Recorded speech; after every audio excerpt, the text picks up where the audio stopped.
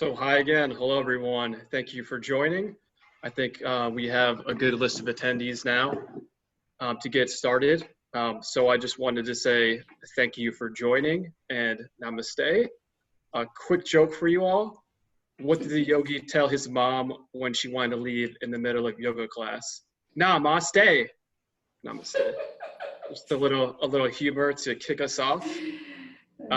My name is Pat Patterson, and I'm working in marketing here at Meetup, and I will be the moderator for today's event. I have to say it's inspiring to see how many of you have joined for chair yoga and also advice on how to host an event like this. I see we have people from all over, so thank you all for being flexible, to use a little yoga term, in your schedules and joining us. Now I do have a few quick housekeeping items to go over before we get started. First thing is that the event will be recorded. Don't worry though, you will not be in video, so no one will see you just crushing your yoga poses from home. But the recording will be available, and it'll be available on our blog. You can go to the blog at meetup.com/blog, and you can also receive the recording to your inbox by subscribing to our newsletter. As a courtesy, you will all be muted, but does it mean that you can't converse with us? It's so great to see all of your comments so far in the chat. You know, welcome everyone from around the world. I see someone from Spain, someone from SoCal, New York as well. I'm here in Brooklyn myself. We love seeing who you are, where you're from, and why you're here. The chat is a great place to talk to each other. But if you do have a question, we do please ask that you submit these in the Q&A feature at the bottom of the screen so that we can track these questions appropriately and make sure that they all get answered. With that being said, I'm going to go over the agenda quickly. To start off, I'll introduce Alka Kaminer, who will share a little more about herself and provide some helpful information on what you need to host your own yoga style event. We'll then hop into chair yoga for 25 minutes, and then we'll share the last 15 minutes for Q&A at the end. At that point, Alka's husband, Brian, who has been assisting her in hosting her classes online, will also join us for Q&A to provide his insight as well into how to host these events successfully. And again, if you do have a question, please use the Q&A feature at the bottom of your screen. Now myself, I'm not very great at yoga. You know, some people might say that I'm a poser. You get it? But anyways, that's why I'm very excited to have Alka here, who is a meetup organizer and a certified yoga and meditation teacher. So without further ado, I'll turn it over to you, Alka, to provide a little more background on yourself and then get us going. Thank you, Pat. Welcome, everybody, and thank you for joining us this afternoon. Shout out to Meetup and Meetup Live for having this wonderful platform that's available for all of us to come together and learn and share things that we really love and enjoy doing together, especially during this difficult and challenging time that we've all faced. So just a couple of things, what you need when you're hosting a program, an exercise program, a yoga class. You need a reliable internet, Zoom and other conferencing platform. We've been using Zoom, it's been working out really well. We did have to upgrade from the basic to the pro because we were having a lot more attendees, and we wanted to do a whole hour 15-minute classes. A computer we found was very important because doing it from the iPhone or a smaller device, we weren't able to access all the features that are available from a computer. Now, we did invest in a big screen TV or monitor. It's completely optional, and the reason we did that is because in some of my chair yoga classes, we're getting up to about 100, 150 people that attend those classes. So it was just important for me to be able to connect with my audience and to see their faces and to be able to shout out their names. That's just the way I like to teach my classes. A web camera. Completely optional. It just so happens that our computer has a really crappy web camera, so we invested in an additional web camera for ourselves, but not necessary. If you can afford it, great. Otherwise, the computer camera is wonderful. Microphone, so important. When I first started out, I did not have wireless headphones, and as you can see, I've got my AirPods in right now, but any Bluetooth device that could be wireless, I think would be really great. I actually have a little hook on my AirPods because I find they don't fit so well in my ears. When I'm moving, they would fall out. So these rubber hooks are really great to keep them in there so that when I am moving and active, they stay in there. Physical space, we've been adding to our physical space to make it just, you know, pretty and a place where I want to be a lot, because I am teaching from here and also a place to host for the people who are watching. Important to always check your camera angle and position. It moves, so sometimes, you know, things look uneven. It's good to be balanced. Your event plan, so important. You know, pre-plan what it is you want to teach, because you just, you know, you don't know what's going to happen, what may come up. Also be flexible, because sometimes you could plan something and then all of a sudden you may decide, you know what, that's not what I'm doing today, or the audience you have may be different. Mirroring. I like to mirror. That's the way I was taught to teach yoga when I was teaching it live. And I've continued to mirror, but it's completely a personal thing. It's what you choose, what is easiest for you. Props. When I do vinyasa yoga, you know, a yoga mat. When I do chair yoga, a chair. For me, music is really important, so I always like to play music in the background, and later on, Brian can talk up to that.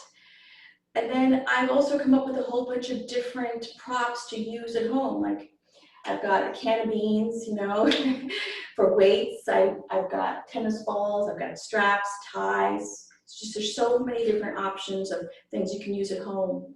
So if you've got more questions about that, we can definitely discuss them later in the Q&A. Thank you, Pat. All right.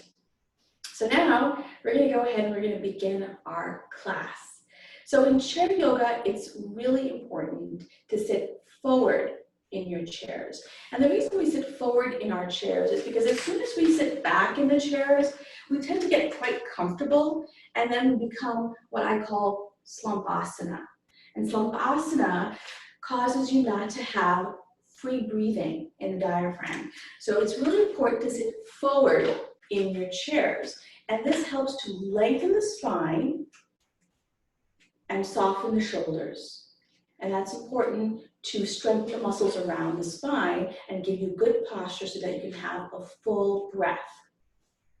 Feet firmly planted on the floor, hip width distance apart. How do you know when they're hip width distance apart? If you take two fists, put them in between your knees, you'll know that your knees are hip width distance apart. Look down at your feet, try to get them as parallel as possible, and then turn the palms up and slide the elbows back. Sit up nice and tall. Ears over shoulders, shoulders over hips. Try not to overarch the back. We want to bring the tailbone towards the seat. And I always like to say, don't sit in your chair, sit on your chair, right? Just sit up, lengthen the spine. We're going to take 3 deep breaths. Inhale through the nose, and as you exhale, you're going to make the sound shh. All right, let's do it together. Inhale.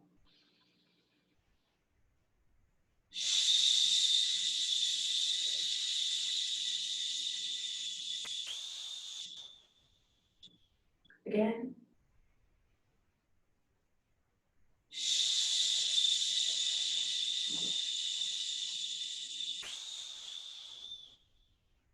One more time.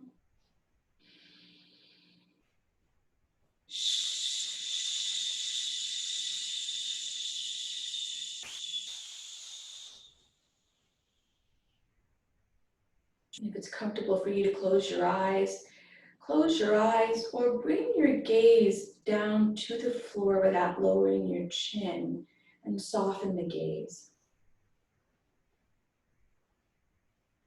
Giving yourself permission to arrive on your chairs, letting go of whatever brought you here and whatever you may have yet to do today.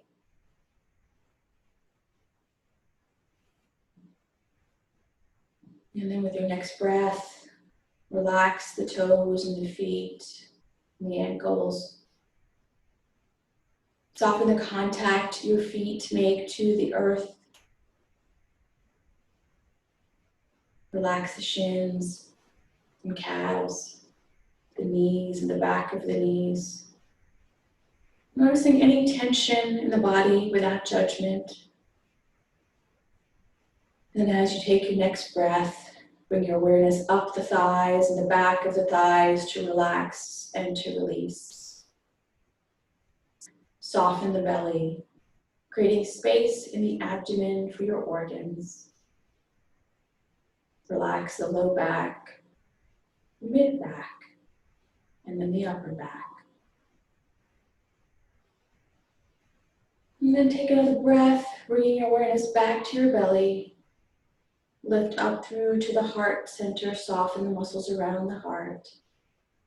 Feel the chest expand as you take a breath, creating space for the lungs. Soften the shoulders, soften the elbows.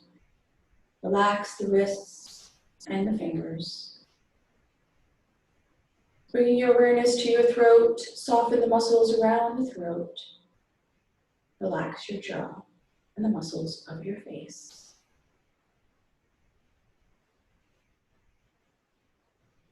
And take a moment to notice your breath.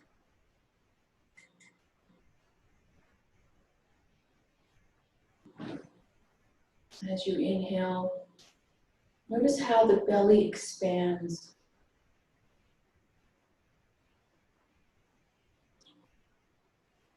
And then as you exhale, notice how it contracts towards the spine.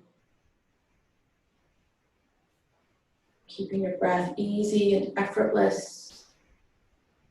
Inhale, expand the belly. And exhale, let it naturally contract towards the spine.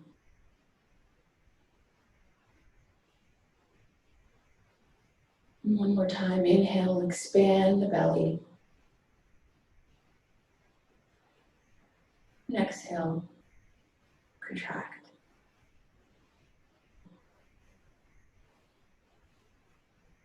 With your next breath, bring your hands to your heart center, setting an intention for your practice today.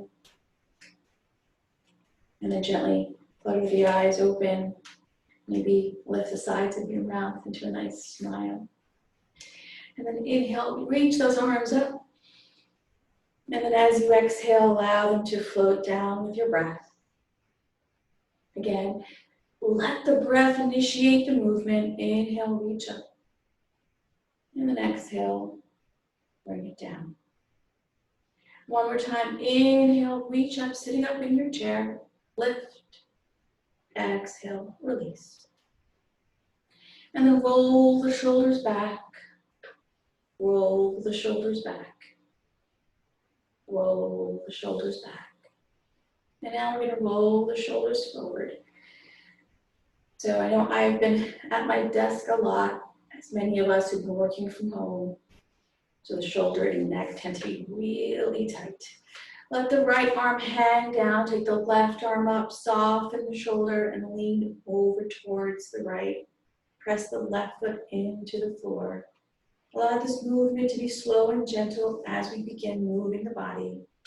Inhale back through center. And then reach that right arm up, shoulder away from the ear, and then gently lean over to the left. Take a breath. Beautiful. Come back through center. Inhale, reach arms up. Always an option to bring the arms straight as opposed to up. Bring your right hand to the outside of your left thigh, the left hand back behind you. Lift and lengthen the spine. And then let the belly, the rib cage, and the chest, and then the head is the last thing to turn.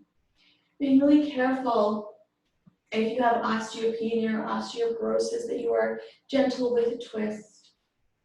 Inhale, lift the arms. And as you exhale, we're going to twist to the other side. Left hand to the outside of your right thigh, right hand to the side of your hip, or the back of the chair. First, you lengthen the spine. belly, rib cage, chest. Head is the last thing to turn. Take another breath here. And then inhale, reach those arms up. Exhale, release the hands down. So bring the arms, palms facing down in an upside down V. They can be closer or further out, whatever's comfortable for your shoulders. And now you're gonna flip the wrists up and flex them. Try, it's like as if you're pressing down from the palm of your hand towards the floor, but lifting the fingers up. Sit up nice and tall. And now you're gonna bring your right ear to right shoulder. You're gonna feel a nice big stretch down the left side of your neck, down and down into the arms, maybe to your fingertips. And you're gently gonna roll the head forward and back as if your ear is resting on a table. Now what's really important here is that the movement is slow. We're really just starting to move the fascia, the connective tissue. Notice where you may feel tightness and breathe into those areas by moving really, really slow. Beautiful. And now bring the head back and gently bring it all the way back and over to the left side. So now the left ear rests on the left shoulder.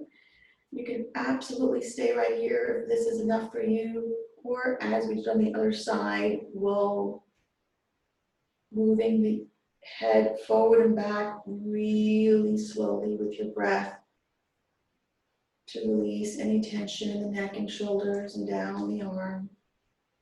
Just a couple more times, moving forward and back, forward and back. Beautiful. And now we're going to bring the chin into the chest and just move the head from side to side, moving really slow. And then inhale, lift the head back up through center. And now we're going to turn the palms to face up. And you're going to bring all fingers to touch your thumbs and bring the fingers towards your elbows.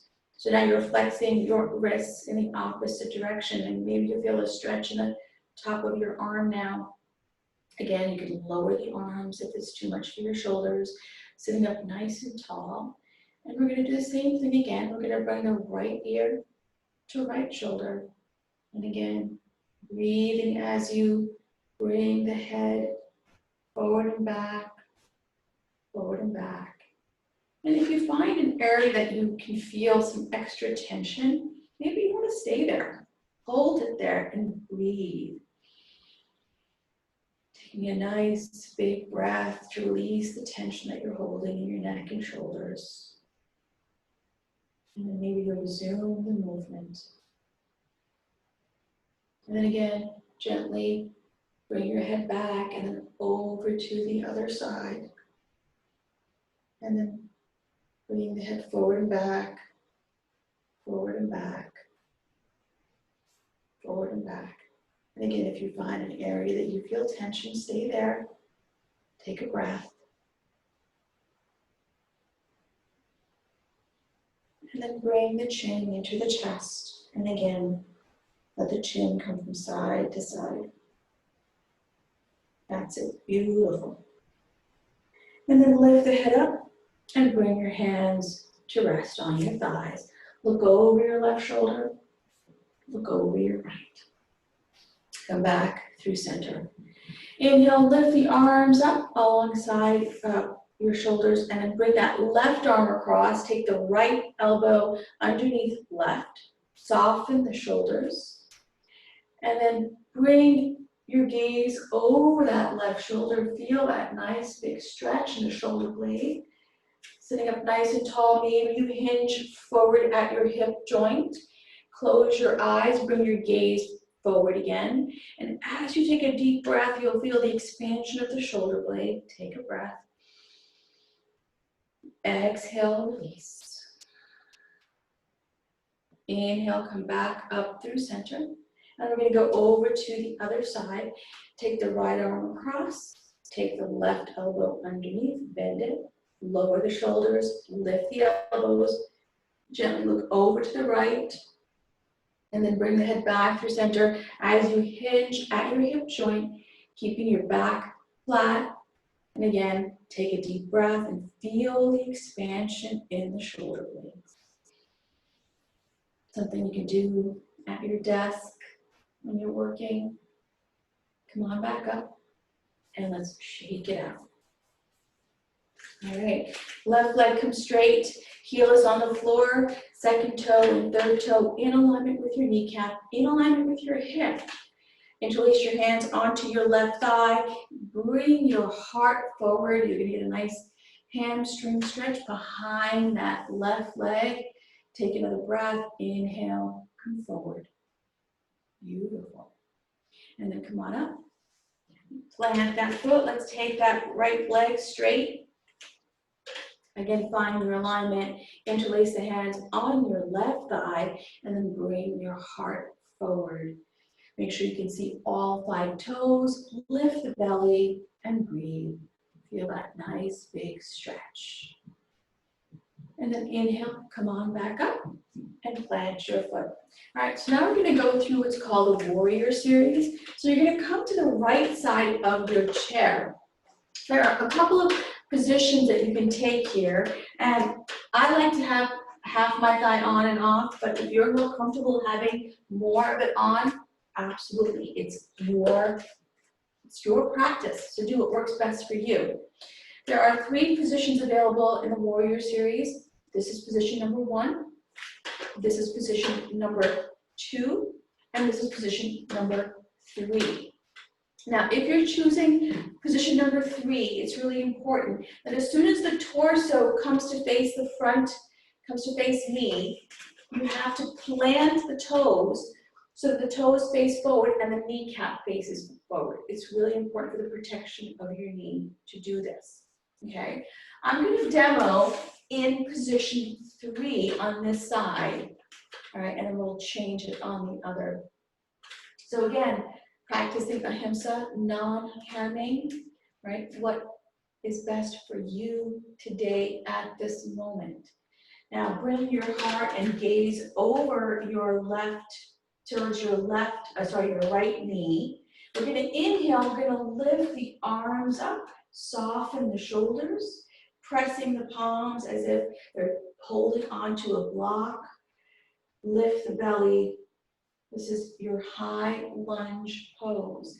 Lift the back thigh, press the back heel, right? Option here, if you want a more active practice, is you can bring your hand down and lift your leg and seat up off the chair, right? Or if you want to go to the full version, the arms can reach up and you can press your feet into the floor to lift up off the chair. This is only as challenging as you want to make it. Now we're going to open the arms in airplane arms, and we're going to flatten the toes facing forward, knee facing forward, coming into our warrior 2 pose, gazing at your right fingertips, relaxing the shoulders and the muscles of your face soften. And then with your next breath, bring the left hand to the back of your chair or down the left leg, flip the right palm up, and then reach all the way up into your peaceful warrior. Again, anytime, you are more than welcome to lift your seat and thigh up off the chair to make it a more active practice. Bring the right elbow to right thigh, and then take the left arm up and maybe alongside the ear. So again, there are many options here. Hand can be on your hip, it can be on your shoulder, or alongside the ear. Turn that right rib cage up to the sky. Notice how much weight you're putting on your right elbow. Right? You don't want to sink into the thigh there. Bring the right arm towards the floor. The left arm reaches up. Take a breath. And then inhale, come back up into your reverse warrior. And then arms open wide into your warrior 2, gazing at your right fingertips. And then bring the arms up alongside the ears, curl the back toes under, and come back into your high lunge. and then release the hands. And we're going to go back through center over to the left side so we can do the other leg. So here I'm going to demonstrate in position 2. Again, if you did position 1 on one side and you want to do it again here on this side, go for it, or position 3. It's really important to listen to your body. Inhale, bring your gaze towards your left knee and reach the arms up. Soften the shoulders. Even in this position, if you want to make it more active, you can press your feet into the floor and lift up off the chair. Or rest in the chair, whatever is most comfortable for your practice. Turn your gaze to meet me, opening the arms, coming into your warrior 2, and then bring your gaze to your left fingertips.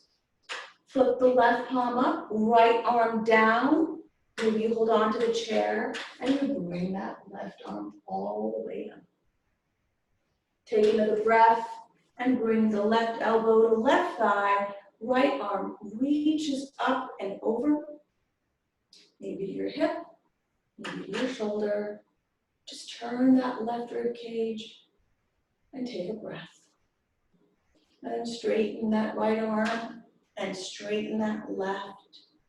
Let your head be in alignment with your spine. Important not to just let it hang. Take a breath. And then we're going to come all the way back up into our reverse warrior. Left arm reaches up. Inhale, come back through your warrior 2. Take a breath. Arms reach up alongside the ear, and then we turn and gaze over our left knee. Release the hands to the chair, and come back into our Chairasana, our Tadasana pose for chair. Take a deep breath, inhale, and exhale. One more time, inhale, and exhale. Take the left arm up, right leg will go straight. So again, it's important to sit forward in your chair. And we're gonna switch sides, right arm up, left leg straight. And then we're gonna switch, left arm up, right leg goes straight. And then we're gonna switch, right arm up, left leg goes straight. Beautiful, and now we're gonna go faster. So you're gonna switch, switch, switch, switch, switch, switch, switch, switch, switch, switch, switch, stop. Opposite arm, opposite leg. A little bit of brain balancing there. I had to stick it in there. I just think it's so important. All right, now find a comfortable seat. Take one breath. Inhale, reach the arms up. Exhale, release. Palms facing up. Close your eyes. And take a moment to notice how your body feels. If there's been a shift, what is your breath telling you?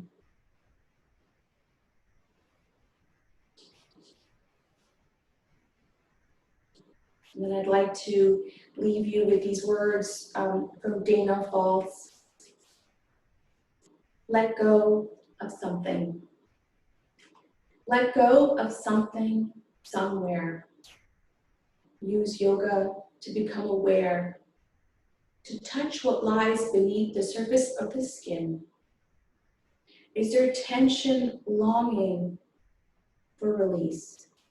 A knot of fear so deep and familiar that you believe it's part of who you are. Ease into dark corners, locked rooms, unexplored hallways. Gain entry not by force or will, but only by softness. Enter on the wings of breath and turn the key to self-acceptance, to let go of something somewhere. Take another breath and bring your hands to your heart center. Offering gratitude from the light within my heart to yours. I bow. Namaste. Thank you so much. That's the end of our little chair yoga demo. Hi, Pat. Welcome back. Okay, namaste. Namaste. That was, I think I could speak for everyone. I know we have some comments coming into the chat already. That was great. That was wonderful. It was amazing. I think it's a nice to relax and do yoga and meditate throughout the day. And hopefully this was helpful to all those who have joined. I think at this point, Alka, we have a few best practices you wanted to share, and then I think Yes. your husband Brian will join as well, and then we can jump into the Q&A and answer those questions. Okay, great. Brian, do you want to come join us for the best practices, and then we'll do the Q&A together too? Okay. Pat, do you have the slide for the best practices? Yes, it should be up now. There you go. There it is. Okay. Really important, especially if you're new to teaching virtually, practice dry runs, videotape yourself. Zoom offers you the ability to have cloud recordings. So watch yourself. There's little things that I do that I don't even realize I'm doing them. So it's really important to do that. Set up time before each class. This is a key. I always like to come on at least 15 minutes before, making sure everything works, everything's in alignment, the stars are all aligned, and before I let people into the waiting room. And then definitely use the Zoom waiting room. It definitely helps me. It's also really great for branding. I've got my logo up there, and then a little note of, breathe while you wait. Audio and video checks. It's so important. There was a joke I recently heard where the first thing you always say is, can you hear me? Can you hear me? And it's true. You've got to really check to make sure that your audio and that people can see you well and there's enough good lighting. I'm really lucky. I have a tech assistant, my husband. He is an amazing producer. He's going to join us in a minute for the Q&A. But that's only if you have the help. If not, you can absolutely do it on your own. Familiarize yourself with the Zoom functionality and settings. This is definitely key. Play with it a lot. And once you become more familiar, it really runs more smoothly. Definitely encourage members to turn on their videos if they're comfortable. I am a teacher who just loves to connect with people, so it's really important for me. I will shout out people's names during my class. I will absolutely, look and see if someone's doing something, especially in chair yoga, that I think would be harmful to them. And I won't necessarily call them out, but I'll make sure that I language it so it's safer for them, which I think is really key, is to keep them safe. But most importantly, have fun and really enjoy what you're doing. And, in this new world of ours, it's important to serve as any way possible. So those are our best practices. And then we can definitely start to answer any questions you may have. And I'm going to move forward, and Brian's going to join us. Thank you so much, Alka. That was really great tips. I'm going to stop the screen share so we can have you and Brian welcome as well on screen. Thank you. And then we have a few questions here that are coming through. So I'll ask those questions, and then we'll get you guys your insight into helping out these other meetup organizers on the line. The first question is from Justine. It's actually related to your great environment you have set there, Alka. What does the symbol on the wall behind you mean? So the symbol on the wall is a Sanskrit symbol of Om. And the ancient sages, said that the universe was created by sound, and the sound they heard was the sound of Om. The way I look at it is Om is broken down into 3 parts, A, O, M, even though it's one word. And to me, that is the breath. When you inhale, you've got and the meaning of Om actually is creation, preservation, and then destruction. So it's your breath. As you inhale, you create life. As you hold your breath, you preserve life. And then as you exhale, you basically destroy life. But thankfully, we take another breath and we come back and we're reborn. That's great. That's a great symbol to have, a good reminder. Yeah. Our next question is from Malia, sorry if I pronounced that incorrectly. And and this one might be one that Brian could help out with, and one more of a tech question. Which AirPods are you using when you do your demonstrations? And then I guess how do they become the mic for your camera? Because how do you integrate the camera, the AirPods with the camera? Hi everybody, I'm Brian and really happy to be here and try to help out. Alka's using the AirPods Pro model. I'm not sure there's too much of a difference between the different models, except hers has noise canceling, which she really doesn't need while she's teaching a class. But they've been working out really well. There's a microphone that's integrated on one of the sides. And within the Zoom session, you could select what microphone you want to use, whether it be the computer microphone, or if you have an alternative one like the AirPods, and you could select how you want to listen to any sounds or discussion via the AirPods, or again, the computer speaker. Perfect. Thank you, Brian. I'm going to transition to another question that's somewhat related to just the session and recording. Are there any other video software that works for these live sessions that you'd recommend? Well, some of the other, in addition to Zoom, some of the other mainstream programs, platforms that are out there are using Google Meet or Skype. It somewhat depends upon the size of the class, the number of participants that you want to have. We found Zoom to be the easiest.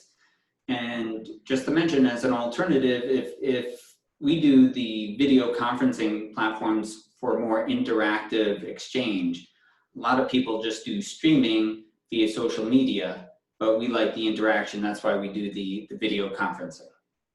Makes sense. Great. Another question from Deborah. So Deborah shared a little bit, and thank you for that. She says that she has a few compressed discs and scoliosis. Is it okay for her to sit in her chair, or is it okay to sit in my chair the best I can without causing more pain than usual? So she has compressed discs and scoliosis? Yes. Okay, so my first advice would be definitely check with your doctor and whatever they recommend. If they're saying no, Sure. then absolutely not. Maybe being on her back may be better for her.